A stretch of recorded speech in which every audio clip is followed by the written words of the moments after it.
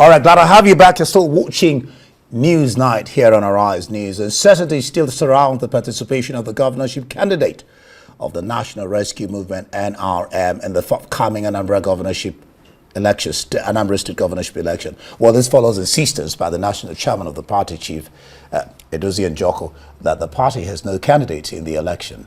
Well, according to him, the name published by the Independent National Electoral Commission, INEC, in its final list of candidates for the election was obtained through illegality and cannot stand. He threatened to drag INEC to court on the matter, insisting that the Electoral Commission did not derive the name of the candidate from him in accordance with the appeal court ruling, which ordered INEC to recognize him, his leadership rather, of the NRM. One in the studio with us is the National Chairman of National Rescue Movement, NRM, Njoku. Glad to have you join us. Yeah, thank you very much. Thank you, my brother. So straight out, without beating about the bush, if you say that you don't have a candidate in the governorship election in Anambra State, what does this mean? Good evening again. What normally happens in this country is that we pick issues. The main bone of contention is that either I brought out or my leadership did a primary, or the last national chairman, who's still actually on the website of INEC. Is it you bringing out or the party? The party. Okay. If I may, that's why I said the national executive are now propelling someone out to be the candidate. It should either be myself, who has won the primaries, who has become the convention and become the national chairman, or the chairman who is on the website who doesn't even know. That's INEC has a chairman they've left on the website rather than removing him and putting me in. Doesn't know anywhere or how that candidate came in there. You know, INEC are quite used to getting away with them. They just do things. I don't know why. Particularly, there's a department called EPM.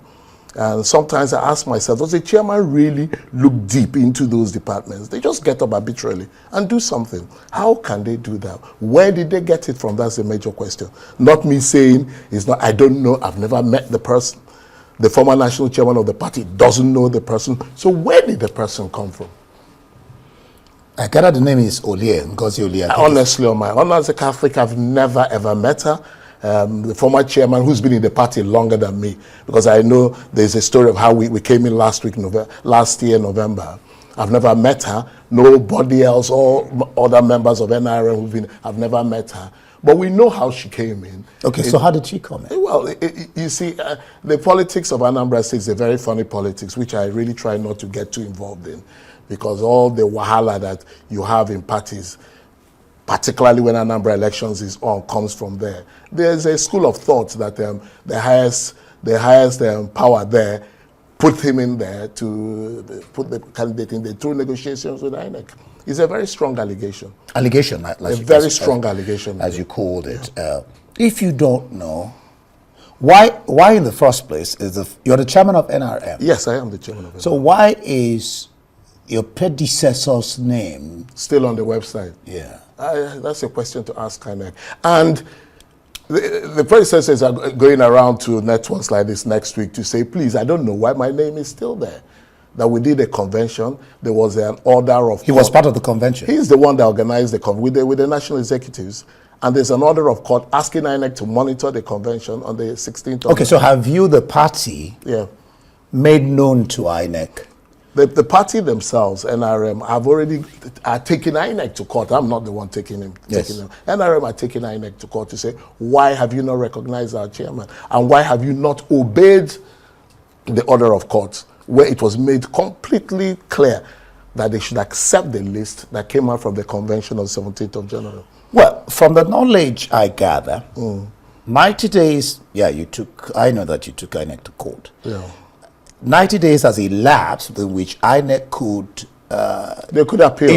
Appeal, yeah, correct. And they have not. And you're saying that invariably means that INEC, either by omission or commission, accepts the fact that you're the chairman. There's no omission or commission. It's clear that they've accepted the fact, because they've not gone. They have a legal department there. If they felt that the judgment was out of order, they would go on appeal. And they can't go on appeal. It's gone now. They've lost the right of appeal. So So what's now holding them from putting your name there, or what stage? I believe now that it's clear to them that they can't go on appeal any longer, which means they've agreed to what the Federal High Court said, that they have no other option, because the party themselves are taking up the option of Form 48 and Form 49, which means if you don't, then they will have to, it's a contempt of a court judgment. And it's quite, we shouldn't be talking about things like this, about an umpire of elections coming up soon. So are you going to take them to court for contempt of The court? party has already started the process. Okay. Not me. All I'm saying myself is I know that they will recognize me because they've not taken up their option of appeal. So I said, let's give them a few days this week and see what happens. I don't see any reason why they will not. 2027 is just around the corner. Your Yes, party's it is. rescue movement. Yes. But it looks like you have not rescued yourself from the challenges you have. So who are you going to rescue? It is easy for you to say that the rescue starts from the ground. We've already started rescuing ourselves.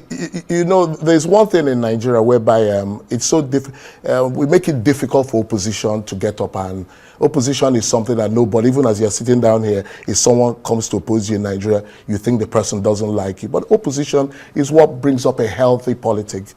And it's not acceptable in Nigeria. Opposition is looked at somehow. We are rescuing Nigeria already by going into this battle against INEC, by spending all the time and energy, me sitting down here. We are rescuing Nigerians. Nigerians must understand that right things must be done. INEC must understand that if there is a court judgment, you must obey it.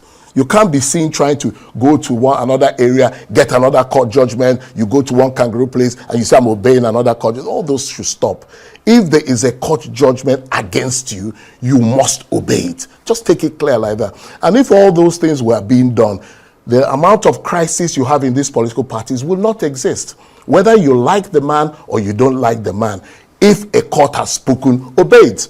And you can see what happened with us in Apuga in the Supreme Court. As soon as the Supreme Court spoke, they were not decisive, but we looked at it. I looked at it personally, and the people suffering were the members of the party. I decided to move on and looked for a fresh party where we can come into, and they agreed. Then suddenly, some people start bringing in some money to stop Njoku. I don't know why they want to stop Njoku. I don't know why they want to stop Njoku at INEC, because I've not I've not done anything yet as a leader of a party. But they believe that I will get things to be done right. They just don't want to see me leading a political party. So now that you don't know where the governorship candidate is coming from, aside INEC and the courts, what are you doing to have a candidate? You see, you're digging so far that could even that could put a lot of problem on INEC. And you know, as we Nigerians, we like to make things to become a lot easy for people. If we wanted to go down that route, there will be a total unlawful exclusion on INEC, and that election cannot go on, because our fundamental rights as Nigerians, or the people in Anambra who are members of NRM, have got to be represented in that election.